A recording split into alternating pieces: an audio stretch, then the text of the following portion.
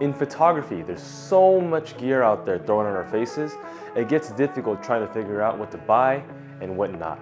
There are many different tripods, lenses, bags, etc. It gets difficult to choose which product to go with. Or worse, we end up buying multiple.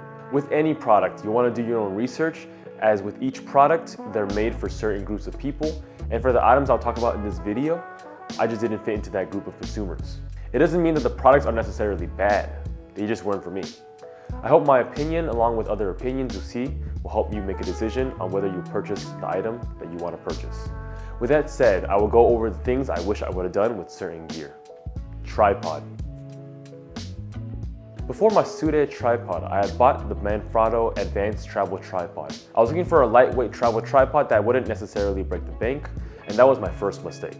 In my opinion, you definitely should not cheap out on your tripod. The Manfrotto Travel Tripod definitely sacrifices quality in order to sell at its price point. And for me, honestly, I would rather just pay the extra for better quality, and that's what I feel like my current tripod, the Sude ST125 is. The tripod head and the lightweight and sturdiness of the carbon fiber legs let me put my trust in it to carry my camera, and for me, that's all I really wanted in a tripod. Also, one extra thing to point out, with tripods there are options to have lever locks and twisted locks. If you ever have any plans on bringing your tripod to the beach, which I occasionally do at the beaches in LA, I 100% recommend you go with the twisted locks. Sand will be your worst enemy if you ever get lever locks on your tripod. Gorilla Tripod. During my search for a lightweight small tripod, I ran into a lot of people recommending the Gorilla Tripod, so I decided to try it for myself. I can see why people will like it, as it can be moved into different positions, so it's versatile, depending on the situation. But for me, I just don't see a need for this in my kit. As mentioned in my video talking about tips for long exposures, I have another small tripod that I can use to get the same results for the type of shots that I take for street photography, and honestly, for basically any type of photography where I may find myself needing a small tripod. That small tripod is not only smaller, but cheaper. So that pretty much makes the Gorilla Tripod for me pretty irrelevant. And that's not even me getting into the price point yet. For some of these Gorilla tripods, they can get pretty pricey. And at that price range, I would rather just spend a little extra and get your normal standard tripod. ND filters. The only filters I use are ND filters, but honestly, this is really just for any type of filter that you might find yourself using. Like tripods, you definitely don't want to cheap out on your filters. Putting something cheap in front of your expensive glass is taking a step back in terms of your image quality, and in worst cases, you can even have weird color castings that you might not want. You should definitely do your research with filters and see which one is best for you to avoid wasting money buying filters that you might not even need. With that being said, before being set on my current setup for filters, which are high-def filters, I went with breakthrough filters. They aren't actually bad, actually they're really good. But shooting with high-def filters for a good while now, the quality is basically the same, but at a lower cost. Also, the magnetic filters, game changer. I hated changing and twisting filters off, but with these, they just save so much time on the field.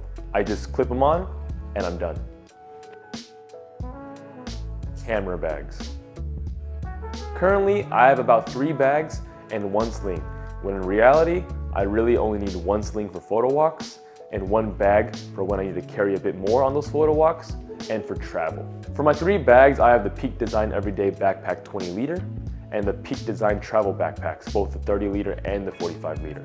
With my sling, I have the 6 liter Peak Design sling. I have no issues with my sling as it's been great all around. I've never felt the need to either upgrade to the 10 liter or downsize to the 3 liter. It's been a pretty good middle ground.